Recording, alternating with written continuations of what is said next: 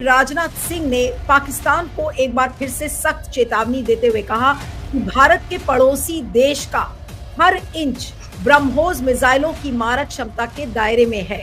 मुझे लगता नहीं, मुझे लगता है इससे बयानबाजी है, जिसे कहते हैं ना हमारे यहाँ चौराहे पे खड़े हुए लड़के जो एक दूसरे को देते हैं पर कुछ करते नहीं। फिर मुझे उस तरह का बयान लग रहा है कि चौराहे पे खड़े हुए हैं और कुछ बोल रहे हैं, पर ये अच्छा नहीं है हमारे लिए। हमने इस ओहदे की, इस पद की गरिमा गिरा दी।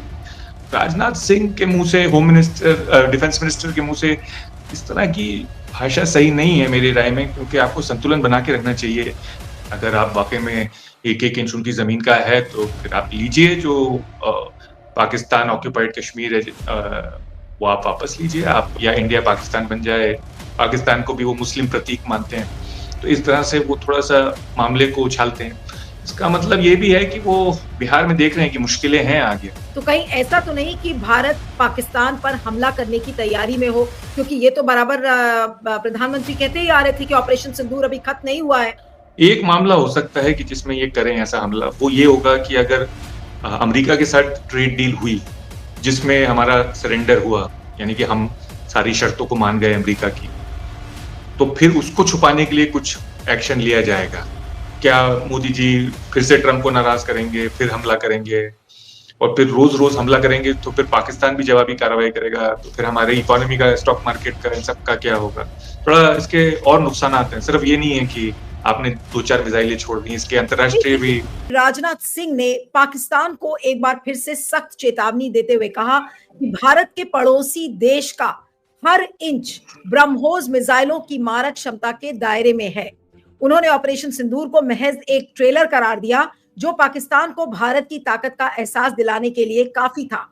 इस बीच सिंह और उत्तर प्रदेश के मुख्यमंत्री योगी आदित्यनाथ ने लखनऊ के एक एरोस्पेस सुविधा केंद्र से स्वदेशी रूप से निर्मित ब्रह्मोस मिसाइलों के पहले बैच को हरी झंडी दिखाई, क्योंकि उन्होंने एक तरीके से पाकिस्तान को चेतावनी दिया है कि भारत की एक एक इंच की जो जमीन है, सॉरी, जो पाकिस्तान की एक एक इंच की जो जमीन है वो ब्रह्मोस के दायरे में है। और उन्होंने साथ में ऑपरेशन सिंदूर को ये कहा कि वो तो केवल एक ट्रेलर था।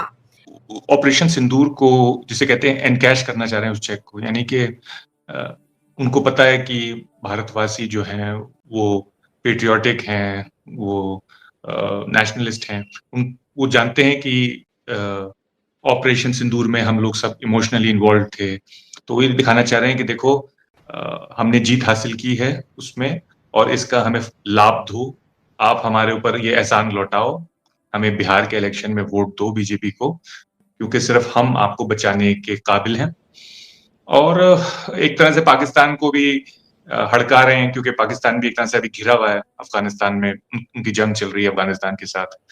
तो राजनाथ सिंह के मुंह से, होम मिनिस्टर, डिफेंस मिनिस्टर के मुंह से इस तरह की भाषा सही नहीं है मेरी राय में, क्योंकि आपको संतुलन बना के रखना चाहिए। हिंदुस्तान एक रिस्पॉन्सिबल मुल्क है और एक बड़ा मुल्क है और इसकी एक गरिमा है। पर उन्होंने ये किया है, ये साफ तौर पे ये एक चुनावी भाषा थी, एक चुनावी जुमला था, क्योंकि अगर वाकई में ऑपरेशन सिंदूर रुका हुआ है तो फिर आप इंतजार किस चीज का कर रहे हैं।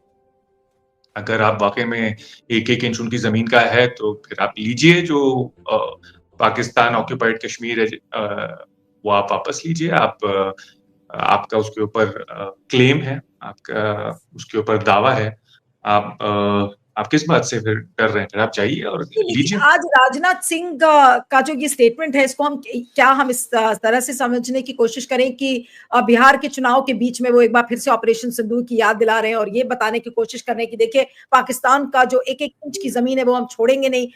वो किस लिए उन्होंने आज ये बात कही? आज वो चाहते तो वो इस चीज से बच भी सकते थे, लेकिन हमेशा की तरह, जैसे कि हमेशा चीजों को भुनाने की कोशिश बीजेपी करती है, वही काम आज राजनाथ सिंह भी करते हुए नजर आए। देखिए, ये तो बीजेपी करती है इलेक्शन से पहले, ये खास अंदाज है बीजेपी का। आपको याद होगा कुछ हफ्ते पहले आई लव मोहम्मद कहने पे हजारों मुसलमानों को गिरफ्तार कर लिया था कानपुर में और लखनऊ में। तो इस तरह से वो चाहते हैं कि इलेक्शन से पहले थोड़ा सा मामला बिगड़ जाए, हिंदू मुस्लिम बन जाए या इंडिया पाकिस्तान बन जाए, पाकिस्तान को भी वो मुस्लिम प्रतीक मानते हैं। तो इस तरह से वो थोड़ा-सा मामले को उछालते हैं। इसका मतलब ये भी है कि वो बिहार में देख रहे हैं कि मुश्किलें हैं आगे। मुझे नहीं लगता कि बिहार की जनता इस वक़्त हिंदुस्तान-पाकिस्तान के बेसिस पे देगी। पर अब राजनाथ सिंह की भी अब वो जिसे कहते हैं ना पॉलिटिकल वेट, वो राजनीतिक गरिमा रही नहीं है, वो वज़न नहीं रहा उनका। तो अब वो किस तरह से कंट्रीब्यूट करें, किस तरह से हिस्सेदारी लें एक इलेक्शन कैंपेन में। उनके पास और कोई चारा भी नहीं बचा है। उनकी जो यूपी में जो साठ थी, गांठ थी, वो सब तोड़ दी है मोदी जी ने, अमित शाह ने और योगी ने। तो अब उनके पास कुछ है नहीं मोबिलाइज करने को। और हर नेता को दिखाना पड़ता है इलेक्शन से पहले कि मैं भी इम्पोर्टेंट हूँ, मेरा भी वजन है भाई, मैं भी वोट खींच सकता हूँ। तो इस तरह से उन्होंने अपना एक कंट्रीब्यूशन भी दिया है समझिए कि इलेक्शन के लिए।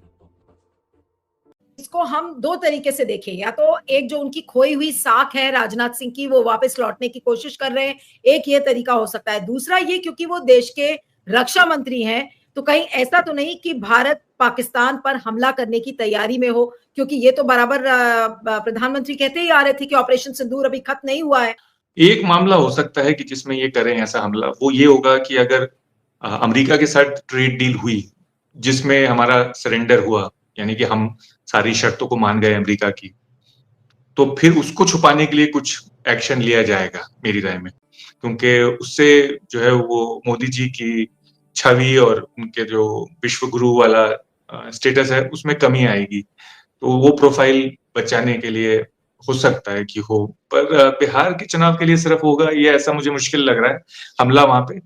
पर इस ऑपरेशन सिंदूर का ढिंढोरा पीटा जरूर जाएगा बिहार में भी, क्योंकि आपको याद होगा कि आज से कई साल पहले जब अब अमेरिका भी इन्वॉल्व है, ट्रंप भी हैं, काफी चीजें इस वक्त गड़बड़ में है।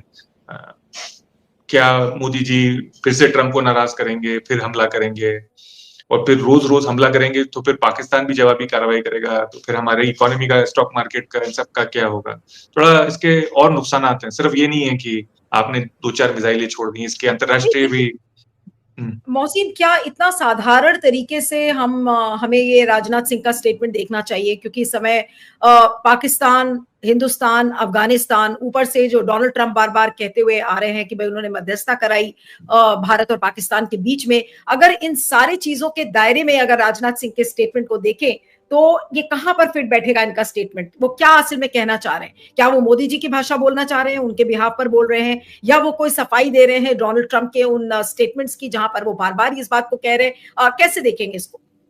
आपको याद होगा कि कुछ दिन पहले हमारे आर्मी चीफ और एयरफोर्स चीफ और कई और जनरल और प्रमुख नेताओं ने एक ही दिन आसपास पाकिस्तान के खिलाफ कई बयान दिए थे। और आपको याद होगा उन्होंने कहा था कि कोई कह रहा था हमने 8 उनके जेट गिरा दिए, कोई कह रहा था 15 गिरा दिए हैं, कोई कह रहा था हम उनको ऐसा मजा चखा देंगे, हमने उनके सारे ध्वस्त कर दिए, उनके एयरफील्ड और उनके न्यूक्लियर अड्डे। तो मुझे लगता है कि ये ऊपर से कमांड आती है पीएमओ से, क्योंकि आर्मी और एयरफोर्स के लोग ऐसी भाषा कभी पहले बोलते नहीं थे। हमारे जो जनरल थे बड़ा संभल के, संयम के साथ बोलते थे, और जब लड़ाई होती थी फिर तभी बोलते थे, ऐसे पहले से मुंह नहीं खोलते थे। तो मुझे लगता है कि ऊपर पीएमओ से आती है डायरेक्शन, और जब भी मोदी जी किसी मुश्किल में होते हैं तो ऊपर से एक कमांड आती है। मुझे पता नहीं वो मोदी जी खुद देते हैं या मोदी जी अमित शाह से कहते हैं और अमित शाह देते हैं, पर वो आती है कमांड नीचे तक, और उसमें जनरल भी बोलते हैं। ये तो अच्छी, मतलब ये तो सभी जानते हैं दिल्ली में लोग, मैं कोई ऐसा सीक्रेट नहीं बता रहा हूँ। फिर इस तरह के बयान दिए जाते हैं। अब ये मुझे पता नहीं कि राजनाथ सिंह ने अपने तौर पे दिए ऐसा बयान या ऊपर से प्रेशर आया है कि आप ऐसा बयान दीजिए। अब ये मैं नहीं कह सकता कि ये किसके। नहीं, लेकिन अगर आप टाइमिंग देखें उस स्टेटमेंट की, तो टाइमिंग ये है कि भाई वो ब्रह्मोस की जो इंडिजिनस यूनिट है उसका इनॉग्रेशन कर रहे थे, जो ब्रह्मोस एरोस्पेस यूनिट है लखनऊ में, वो उसका इनॉग्रेशन करते हुए उन्होंने ये जवाब, इस तरीके का स्टेटमेंट दिया है। तो ऐसे में ब्रह्मोस एरोस्पेस के बारे में बताना, और बताने का क्या तरीका, केवल और केवल पाकिस्तान पर हमला करने से ही होगा? किसी और तरीके से भी वो बता सकते थे, और उनकी मौजूदगी में योगी आदित्यनाथ भी मौजूद थे, और तब उन्होंने ये स्टेटमेंट दिया है। हाँ, एक तरह से आप समझिए कि योगी ने कब्जा कर लिया है राजनाथ सिंह के बेस के ऊपर। जो राजनाथ सिंह का पॉलिटिकल बेस था यूपी में, वो योगी ने कब्जा कर लिया है। तो वो भी दिखाना चाह रहे हैं राजनाथ सिंह की मैं गायब नहीं हुआ हूँ। अब ये राजनाथ सिंह इतना बड़ा अंतरराष्ट्रीय बयान अपने सिर्फ तौर पे दे देंगे, हो सकता है, दे भी सकते हैं क्योंकि वो प्रमुख लीडर हैं, बड़े लीडर हैं बीजेपी के, पर मुझे लग रहा है कि कुछ साठ-गांठ रही होगी पीएमओ के साथ। अकेले ऐसे नहीं बयान देंगे वो। नहीं, तो बेशक आप इसका कह रहे हैं कि मोदी जी ने या पीएमओ से उनको ये निर्देशन दिया गया होगा कि तुम इस तरीके का बयान दो। हो सकता है। और जैसे आप कह रही हैं बिहार के इलेक्शन में भी अब सिर्फ 3 हफ्ते हैं मुश्किल से, बल्कि और भी कम एक्चुअली। 6-7 तारीख को ही हो जाएगा पहला मतदान। तो सिर्फ 16-17 दिन है, 2.5 हफ्ते के करीब है। तो उससे भी दिया जा सकता है ये बयान। और हो सकता है वो पाकिस्तान को भड़का भी रहे हों थोड़ा-सा, क्योंकि पाकिस्तान इस वक़्त घिरा हुआ भी है अफ़गानिस्तान के साथ। उनकी जंग चल रही है, जो इसका कोई पता नहीं कि क्या उसका नतीजा होगा। रोज़ कुछ और खबर आती है। कभी आती है कि युद्ध विराम हो गया, कभी फिर से बमबारी शुरू हो जाती है, कभी काबुल पे बॉम्ब गिर रहे होते हैं। तो वहाँ पे भी एक अफ़रा-तफ़री है। मेरी राय में हमें इसमें घुसना नहीं चाहिए। पाकिस्तान और अफ़गानिस्तान खुद एक-दूसरे के लिए काफ़ी हैं। हम उसमें घुसेंगे तो हमारा भी कुछ नुकसान हो सकता है। लेकिन जो राजनाथ सिंह का स्टेटमेंट है, अब उसको हम कंक्लूजन में कैसे देखें कि इन्होंने एक पॉलिटिकल बयान दिया, एक अंतर्राष्ट्रीय बयान दिया है जो कि जिसका मैसेज पाकिस्तान तक पहुंचता है और डोनाल्ड ट्रंप को भी पहुंचता है। डोनाल्ड ट्रंप ने एक अजीब बयान दिया है कि मैं जब चाहूं मैं अफगानिस्तान और पाकिस्तान के बीच में युद्ध विराम करा सकता हूं, मैं अमन ला सकता हूं दोनों के बीच में। तो ये भी एक उनका बयान है। अब उसमें इंडिया भी अगर कूद गया तो एक और मुसीबत शुरू हो जाएगी। तो मुझे लगता नहीं, मुझे लगता है ये सिर्फ बयानबाजी है, जिसे कहते हैं ना हमारे यहाँ चौराहे पे खड़े हुए लड़के जो एक दूसरे को देते हैं पर कुछ करते नहीं। फिर मुझे उस तरह का बयान लग रहा है कि चौराहे पे खड़े हुए हैं और कुछ बोल रहे हैं, पर ये अच्छा नहीं है हमारे लिए। हमने इस ओहदे की, इस पद की गरिमा गिरा दी है। रक्षा मंत्री, डिफेंस मिनिस्टर जो होता है वो एक बहुत बड़ा ओहदा है किसी मुल्क का।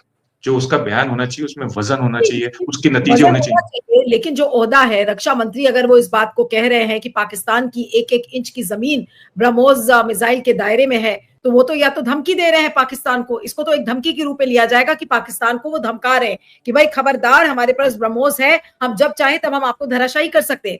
क्या ये संदेश राजनाथ सिंह ने आज दिया है एक तरीके से, और क्या ये एक इररिस्पॉन्सिबल स्टेटमेंट है? बिल्कुल, आपका बिल्कुल सही कहना है, ये धमकी है, ये खुल्लम-खुल्ला धमकी है। पर प्रॉब्लम क्या है कि आप खाली धमकी देंगे और खाली धमकी का कोई अगर नतीजा नहीं होगा तो फिर हल्के-हल्के आपकी किसी भी बात का लोग भरोसा करना छोड़ देंगे। पाकिस्तान, चीन, वो खुद ही अमेरिका सब राजनाथ आपकी। सिंह खुद ही अपनी साख गिराने में लगे हुए हैं, अपनी खुद ही बेइज्जती करवा रहे हैं इस तरीके के स्टेटमेंट्स को बोलकर। वही मैं कह रहा हूँ, कुछ डेस्परेशन लग रहा है, कुछ उनके तौर पे फ़िक्र लग रही है। या तो बिहार की फ़िक्र है या अपने बेस की फ़िक्र है, अपने यूपी में जो बेस है उसकी फ़िक्र है। मुझे पता नहीं कि क्या उनके दिमाग में चल रहा है, ये तो अब अगले कुछ हफ्तों में ही खुलेगा।